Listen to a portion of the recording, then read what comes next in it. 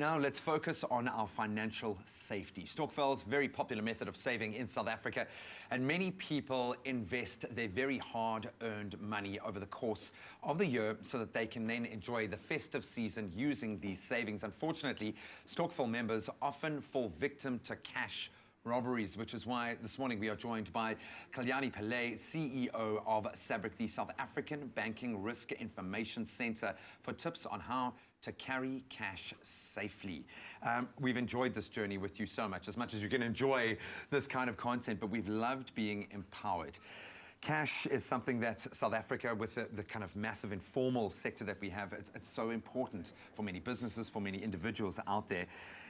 When we look at the statistics, the alarming statistics now that you guys have released relating to cash-specific robberies, what are some of those scenarios where cash robberies are happening?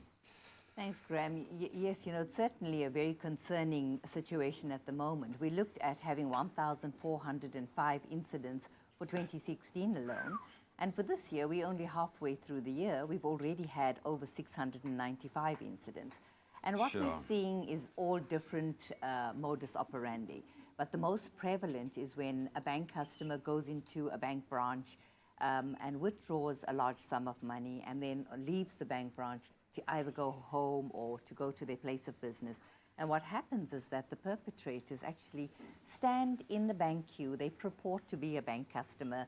They're busy scouting and doing all kinds of surveillance to see who's drawing money, and then they would get on the phone to their accomplices who are usually outside the bank to let them know, this particular person probably describes them, will be leaving with an amount of money. And you do a transaction at the counter and you take this wad of cash and put it into your pocket. And you feel safe because you're in a bank. and then you put it in your bag or your pocket, and of course the perpetrators see this. Another way this actually gets done also is if a person, and usually small to medium-sized businesses, take cash amounts to deposit at the bank. And of course, they robbed as well, and we've had many instances. And then, of course, some people at ATMs, after they've drawn an amount of money, they get followed and they get robbed. So it's really a horrible situation, and the banks are so concerned about their clients being affected.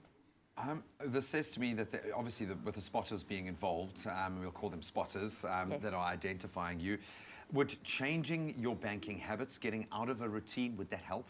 Absolutely. I mean, it's vitally important that everybody changes the way in which they transact. And I think that, the banks offer so many different banking platforms and so many different solutions that people can use. You can sit in the comfort of your home and use your mobile device. You can do internet banking. You can use an ATM to do a transaction if you don't have a smartphone or a computer. And we're saying, is there a need for you to have that much cash? You should always question yourself. If you can do transactions by using these different platforms, then certainly do that, as opposed to carrying huge sums of cash and putting yourself at risk. How do Stokvel members specifically protect themselves? I know this has been a very big focus for you. And certainly very concerning, because people save money all year through and then they want to collect it at the end of the year. We saw a horrible situation in November, December last year, where we had 42 incidents of where Stokvels were actually robbed. And what we're saying to the Stokvel members and people managing it, you don't have to get members to pay you in cash, and members shouldn't be paying in cash. They can arrange to have those monies EFT'd or do a debit order so that the money moves electronically. And also at the end of the year, when payments are being made, the members should be paid electronically, so money again moves to their account.